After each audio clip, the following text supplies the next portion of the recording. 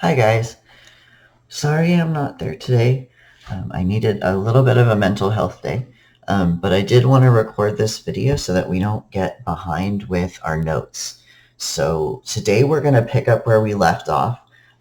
Second and sixth period are just a little bit out of sync, so second period you can skip this first chunk on arc length as we did that yesterday in class. But our goal is first to get caught up from yesterday, so talk about arc length and area of a sector. And then we're going to move on to the unit circle and how it relates to the sine and cosine functions. So finding values for sine and cosine using the unit circle, identifying the domain and range, and using reference angles to evaluate trig functions. Let's go ahead and start with arc length. So first off, we should start with what that word sector means. That's a new word for us. A sector is a pi wedge. It's a piece of a circle where the vertex of that piece is at the center of the circle. So we have a picture here. This is a sector. This vertex is at the center of the circle. This is the outside edge. And because the vertex connects to the outside edge, this length here on both sides of the pi wedge is our radius. And it turns out that the arc length is related to how big the circle is and how wide that pi wedge is. If we write our angle in radians, and we talked about how to do that yesterday, then calculating our arc length is just multiplying the radius times the angle.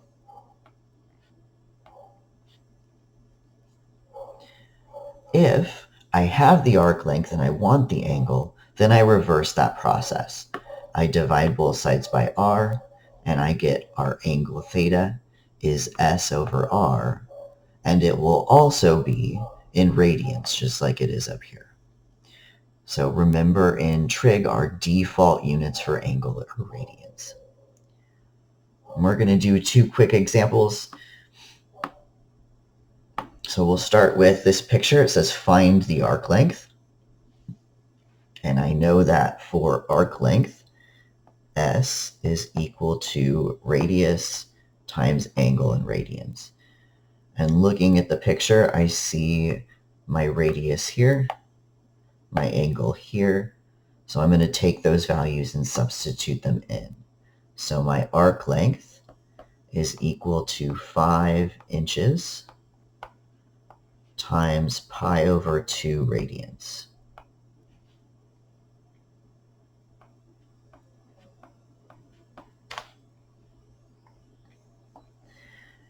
And when we multiply, we're just going to get 5 pi over 2. Nothing in that statement reduces.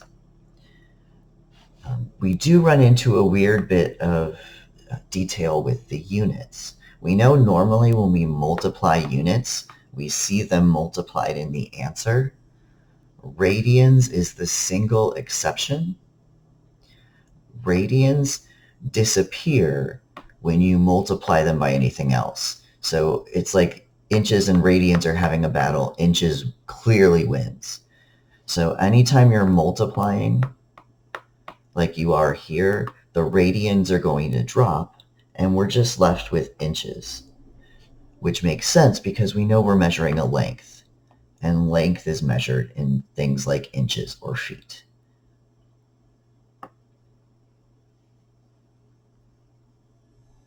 Our next example is the reverse. So we have a circle sector. It has a radius of 10 meters, and it has an arc length of 20 meters.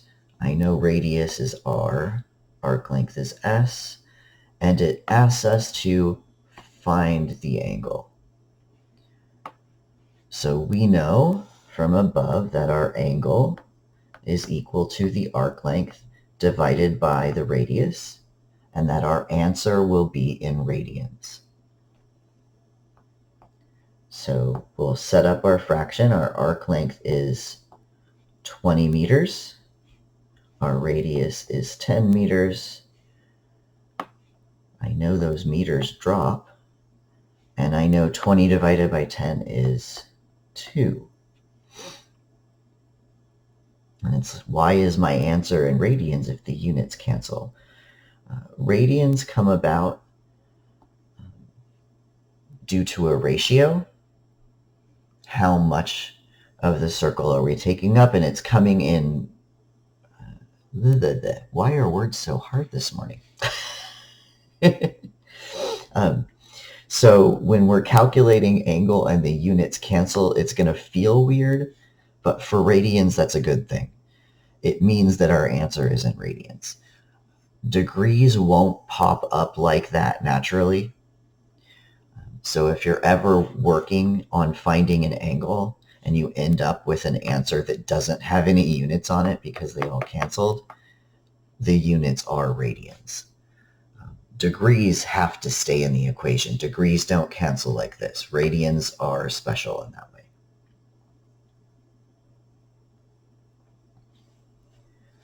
Okay, so next step, we're going to go to area of a sector. Now that I know how to find how long that edge is for a pi wedge, I want to figure out how much pi is in the wedge.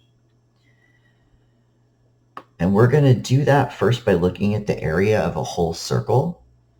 I know that the area of a circle is pi r squared. All right, we learned at some point in our geometry classes circumference is 2 pi r and area is pi r squared for circles. And what I want is I want a fraction of a whole circle, right? That's what a pi wedge is. It's just a piece of that whole circle. So I'm going to set up a fraction. I know that the piece of my circle, I come up here, is theta degrees wide or theta radians wide. And I know that a whole circle is 2 pi radians. So the fraction of the circle in my pi wedge is theta over 2 pi. And now we're just going to reduce. So I see some stuff that cancels first. Pi on bottom, pi on top cancels. And I know that when I have something that was by itself, I can make it a fraction over 1. And then we're just going to multiply. So multiplying across the top, I get a theta and an r squared. And on bottom, I have a 2. So theta r squared over 2. And most often you're going to see this written as 1/2 theta r squared. And I know some of you feel uncomfortable memorizing equations. Remember that you're allowed a note sheet on your midterm, and that for your quizzes, if you need an equation, I will give you that equation on the test or quiz. I don't expect that you're memorizing. I want you to know how to use it. So we're going to go ahead and do an example here. And we're nice enough to include a picture for us. It says an automatic lawn sprinkler sprays a distance of 20 feet while rotating 30 degrees. What is the area of the sector of grass the sprinkler waters? So first is they're asking me to find area of the sector, and I'm underlining it in blue because I like to color code. And in the picture, the area is also highlighted in blue. And I can see they gave me 2 important values. I can see that my radius is here. I can see that my angle is here. I do know I have a problem. When we're working with angles, I need radians. So first thing we should do is convert that angle to radians, and then we can use our formula from above. So 30 degrees. Yesterday we learned to convert. We multiply by a fraction. 180 in pi. In this case, degrees are on top. I want to cancel them, so I'm going to put the 180 degrees on bottom and the pi radians on top. And then we're going to do some canceling, so those degrees cancel. I know that 3 goes into 18 6 times, so I'm pretty sure this becomes 1 and 6. So our angle theta is actually just pi over 6 radians. Our area is 1/2 theta r squared, and now we know what theta is, so we substitute into the formula. Theta is pi over 2. Our radius is 20 feet. And we're going to square that.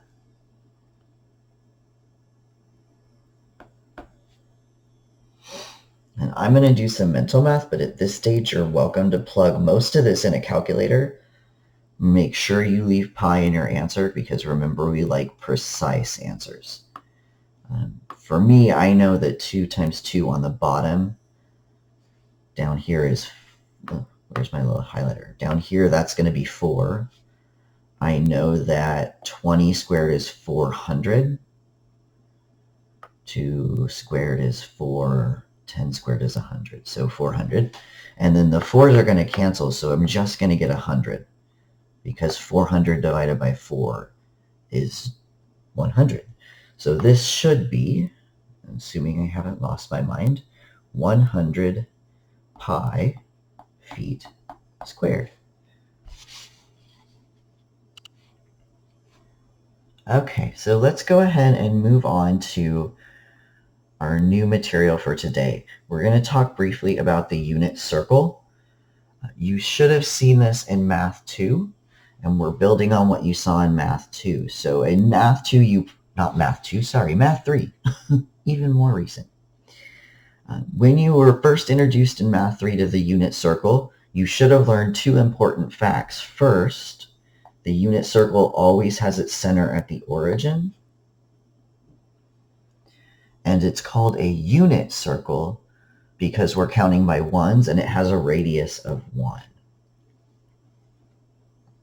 So if I scooch you out here, we can see an example of the unit circle here.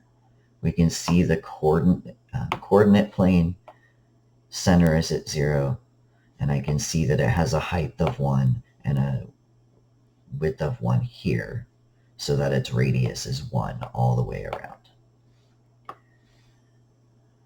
Because the radius is 1, it means the arc length for any sector of a unit circle is equal to its angle measure in radians. Because we learned, I'll put it off to the side here, we learned that arc length, S, is equal to the radius times the angle. Well, if your radius is 1, then the arc length is just the angle. So one of the reasons we like working with the unit circle is super easy to calculate a lot of stuff because we know that radius is 1. Also ties into our trig functions. This is why we're looking at it today. This picture right now probably looks big and scary. The degree measures are less important, but you should, at some point in the next month, have this picture committed to memory. I'm never going to quiz you on whether you have it memorized, but because we are spending most of the rest of the semester working exclusively with trig functions, and this gives us really quickly the value of a lot of trig functions, it is going to make your life a lot easier if you remember it. So I would have this picture handy while you're working on your homework the next couple weeks. Just as you pull information from it repeatedly, it's going to stick in your brain. So keep this picture handy. We're going to analyze some things in here. We're going to start with something familiar, the Pythagorean theorem.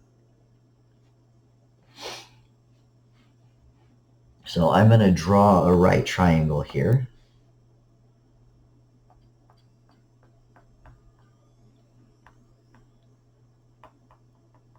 And you can see in this picture we're doing something weird. We're calling the angle T. Your book does that. I don't know why. For funsies. And we are going to label these sides X and Y. And we're going to do a little bit of math. So right now with the Pythagorean theorem, I know that leg squared plus leg squared is radius squared. So I know that x squared plus y squared is equal to 1 squared, which is just 1. But I also know from way back in Math 2, when we first learned about sine and cosine, that I can set up trig ratios. For example, and we practiced this on Monday, I know that cosine of angle T should be equal to the adjacent over the hypotenuse, so ka-toa. Yeah. I know that sine of T is equal to opposite over hypotenuse. And in both cases, we know the hypotenuse is 1. Now we just have to figure out opposite and adjacent. And looking at this picture, my angle of interest is T. And starting at angle T, if I go across, I end up at Y. So this is my opposite side. This is my adjacent side. So X shows up in cosine, Y shows up in sine. So X is equal to cosine of that angle, and Y is equal to sine of that angle. So that means two cool things. First, that means this ordered pair is cosine of the angle, comma, sine of the angle. But it also means I can make that substitution in the Pythagorean theorem.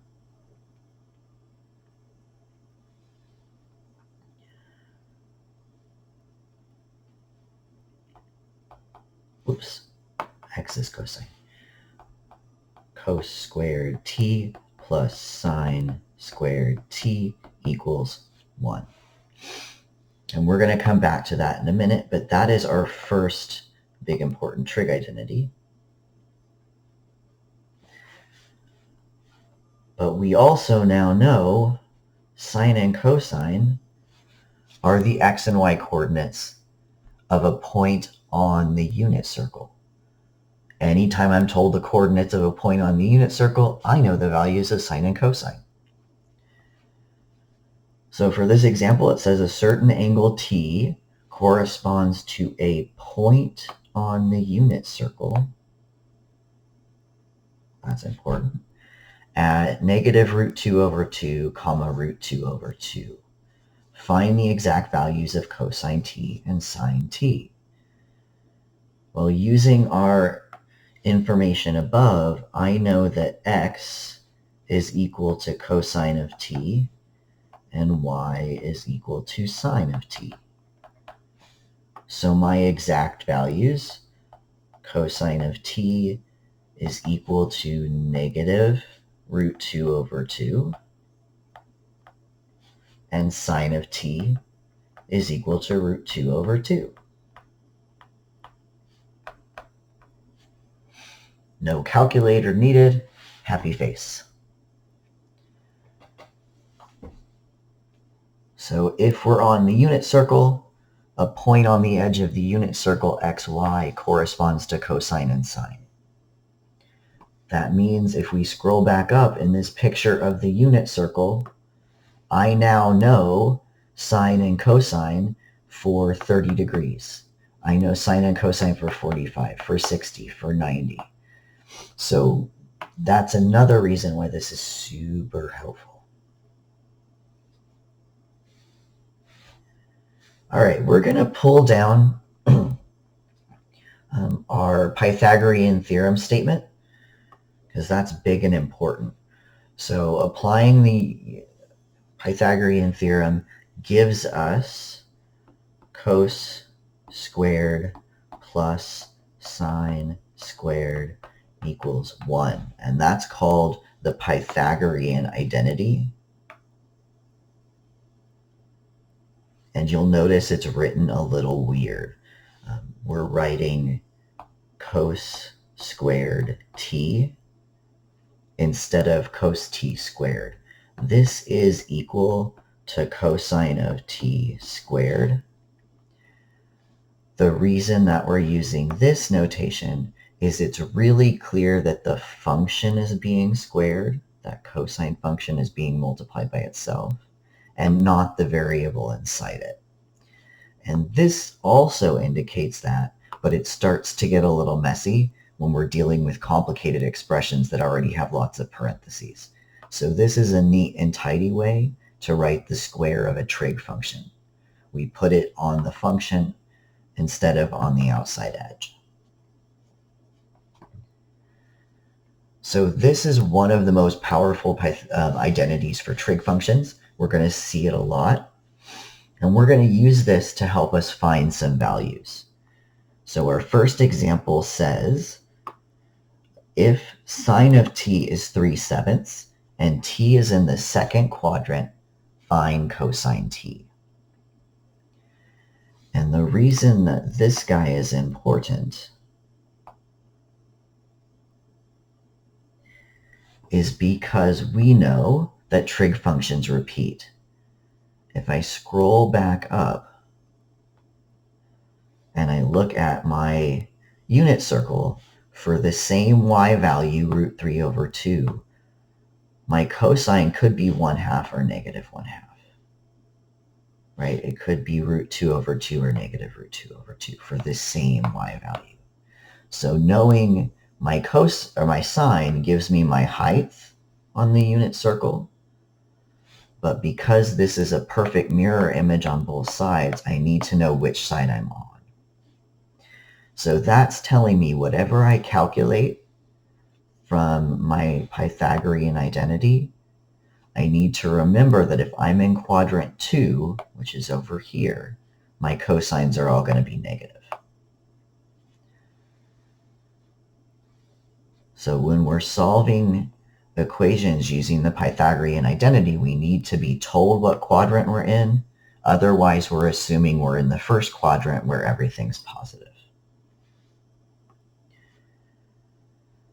So let's go ahead, now that we know that this guy is going to be negative, and solve this. So we have cos squared of t plus sine squared of t equals 1. And we know sine is 3/7. So we get cos squared of t plus 3/7 squared equals 1. And we'll do some simplifying first. 3/7, 3 squared is 9, 7 is 49. Whoops, that's not an equals. Mr. J, pay attention. That is a plus sign. Equals 1.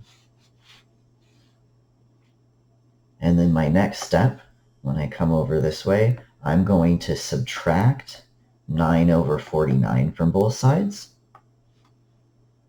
So I get cos squared of t equals 1 minus 9/49. And I know 1 is 49/49. So cos squared of t is equal to 49/49 minus 9/49, which is 40/49. I know to undo squares, I take a square root. And when we take square roots, we get plus and minus answers. So that was another reason we needed to know which one we were interested in. And so I'm going to come up here. We're going to get cosine of t equals, I know it's going to be negative. And then I'm going to look at the top and bottom. So on the bottom of that fraction, the square root of 49 is 7. On the top, 40 is 4 times 10. Yeah. So if I do root 40, that's equal to root 4 times root 10. And 10 is just 2 and 5. That can't be simplified. And I know that the square root of 4 is 2. So this is 2 root 10. And you should check if the coefficient up here can be simplified with this. 2 and 7 aren't. So we are happy and finished. For sine equal to 3/7, cosine is going to be negative 2 root 10 over 7. Yay! All right, let's try another one. So this one, similar, says cosine t is 24 over 25. T is in the fourth quadrant. Find sine of t. So let's go back up and look at what sine is doing in the fourth quadrant. We go back up to the unit circle. Here's my fourth quadrant. Sine is the y-coordinate, right? Cosine comma sine. And all of those sine values, those y values, are negative. So that tells me for this problem, I'm also going to have negative sine. Fourth quadrant sine is negative. Otherwise, the process is the same. I'd encourage you to pause the video and try this on your own first, and then come back and compare your answer. We're going to set up our equation, and then we're going to substitute in what we know. So in this case, cosine is 24 over 25 squared plus sine squared t equals 1. And then we're going to simplify. I'm going to grab my calculator because I cannot do that in my head. So 24 squared is 576 over, and 25 squared is 625 plus sine squared t equals 1. I'm going to subtract that fraction from both sides to get sine squared by itself. So sine squared t equals 1 minus 576 over 625. And we're going to do that same subtraction. We know 1 is 625 over 625. And then we subtract. So 625 minus 576 is 49. So this is 49 over 625. And we take our square root to undo the square on the sine function. They didn't ask us for sine squared. They asked us for sine. So we come over here. We get sine t equals, we know our answer is negative, and then we look at that fraction. Square root on the numerator of 49 is 7.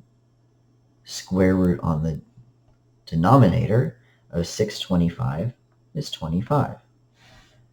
So sine of t is negative 7 over 25.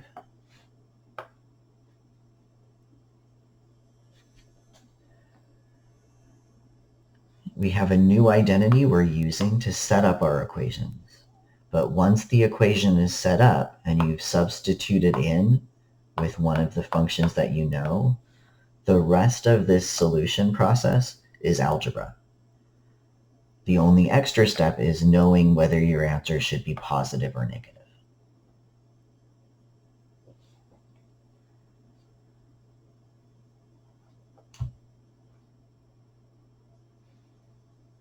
Okay, I'm going to pause the video here and we'll pick up on Friday with some of this detail. The next section is on finding sines and cosines of special angles. This information is in your textbook if you want to get a head start on your homework. But we'll go through the derivations on Friday. You'll also notice at the bottom there's a note about common angles in the first quadrant. This is just a reference for you, right? If you can figure out what the first quadrant looks like, the other quadrants, because of symmetry, are easier to figure out. So when I mentioned earlier you should memorize the unit circle, memorize the first quadrant, and then remember the relationships to the other three is an easier way to do it. That's how I remember it, because I'm not good at memorizing. I only memorize one quadrant because I know how to symmetry across and down and across. And then last step, when you're using a calculator to evaluate sine and cosine, notice degrees and radians. Make sure your calculator is in the right setting, or convert the radians to degrees so they match the setting your calculator's in. And then we'll talk about domain and range on Friday. If you have questions, feel free to email me. I would encourage you to make use of the rest of class time, work on that delta math as far as you can. And then if you can't finish the delta math, go back and start reading 5.1 and 5.2 in the textbook. The links are in Canvas, and that textbook is really helpful and has some work through examples and extra practice problems at the end of the section if you need some extra practice. Thanks for putting up with me, and I will see you on Friday.